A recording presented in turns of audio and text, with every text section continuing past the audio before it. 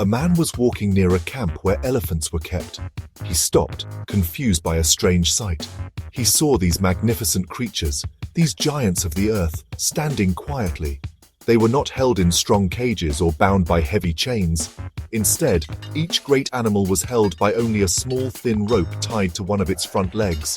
It was a simple rope, one that a creature of such immense power could surely snap with a single, effortless tug. The man looked closer, his curiosity growing with every passing moment, wondering why these powerful beings did not simply walk away from their bonds and find their freedom. The ropes were so slender, so fragile against the backdrop of the elephant's wrinkled, powerful skin. The man could see no struggle, no sign that the elephants even considered breaking free. They stood peacefully, as if the thin cord were an unbreakable wall of steel. He watched them for a long time, observing their gentle sways and the quiet patience in their eyes. It was a mystery that puzzled him deeply. Why did these animals, who could uproot trees and shake the very ground they stood on, submit to such a flimsy restraint? The answer was not visible to the eye. It was hidden somewhere deeper, in a place the man could not yet understand.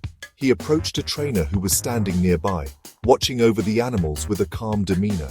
The man asked him, "Why do these beautiful, magnificent animals just stand there and make no attempt to get away?" "I see the ropes are not strong." The trainer smiled, a knowing look in his eyes, as if he had been asked this question many times before.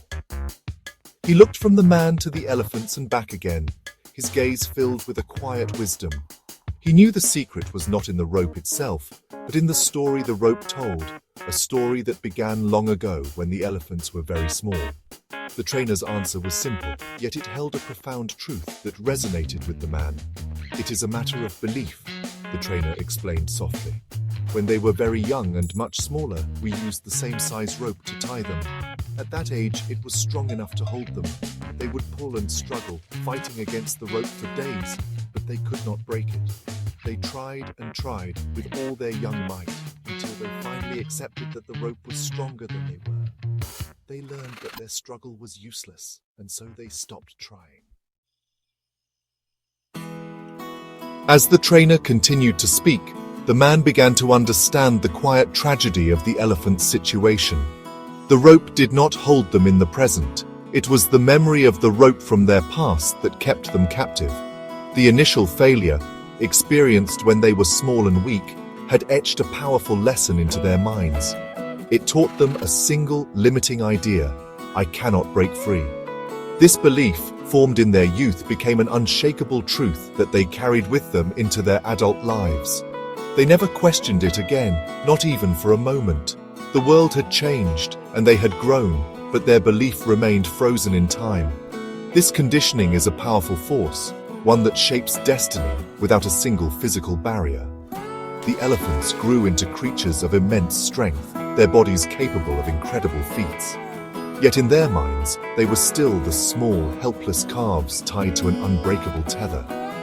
The belief they held was more powerful than any physical chain. It was an internal prison, built from the bricks of past experiences and cemented with the mortar of acceptance.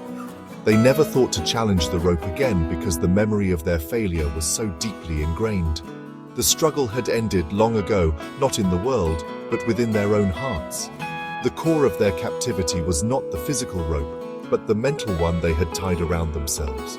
They carried the belief of their limitation everywhere they went. Even though freedom was just one small step, one gentle pull away, they never attempted it. The whisper of yesterday's failure was louder than the call of today's possibility. The elephants accepted their circumstances not because they had to, but because they believed they had to. Their power was immense, but it was rendered useless by a simple idea they had learned to accept as truth, an idea that had long since expired. This story of the elephant and the rope is a profound metaphor for the human soul. How often do we, like the elephants, hold on to old beliefs that no longer serve us? We try something once as a child or a young adult, perhaps learning an instrument, speaking in public, or starting a new venture, and we fail. We stumble and we decide, based on that one experience, that we are not good enough. We tie a rope of "I can't" to our own leg, and we stop trying, even when we have grown stronger, wiser, and more capable than we were before. We are all in some way like those magnificent elephants. We walk through our lives with a collection of self-imposed ropes tied to our ankles. These are the beliefs we formed from past failures, from words of discouragement, or from moments when we felt we were not enough. We might have failed an exam in school and decided we are not smart. We might have been rejected once and concluded we are not lovable. These experiences create a belief, and that belief becomes our reality. We stop challenging the rope because, long ago, we convinced ourselves that it was impossible to break. We let the past dictate the limits of our present. The most dangerous prisons are the ones we do not see, the ones we build in our own minds. We carry the memory of that flimsy rope, and it governs our choices and our actions. We see a new opportunity, a chance to grow or to change our lives, but the whisper of past failure holds us back. Remember last time? It says, "You are not strong enough. You will only fail again." And so we stand still, just like the elephants, never testing our true strength. We allow the ghost of an old struggle to define the boundaries of our entire world, never realizing that we have long since outgrown the chain. The truth is that failure is not a destination. It is a part of the journey. Every stumble, every fall is a lesson in disguise. It teaches us what does not work, and in doing so, it guides us toward what does. The world does not want you to be perfect. It wants you to be brave. It wants you to try, to learn, and to grow. The elephant's mistake was not in failing to break the rope when it was young. Its mistake was in never trying again. It allowed one chapter of its life to define the entire story, forgetting that every new day offers a chance to write a new page. Therefore, we must learn to question our ropes. We must look down at the beliefs that hold us in place and ask, is this still true? Are you really the same person who failed all those years ago?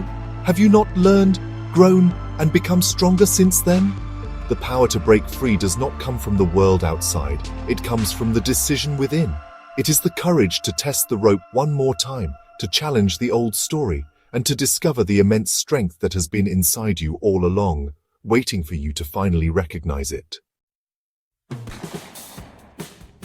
Breaking free begins with a single, crucial step: awareness.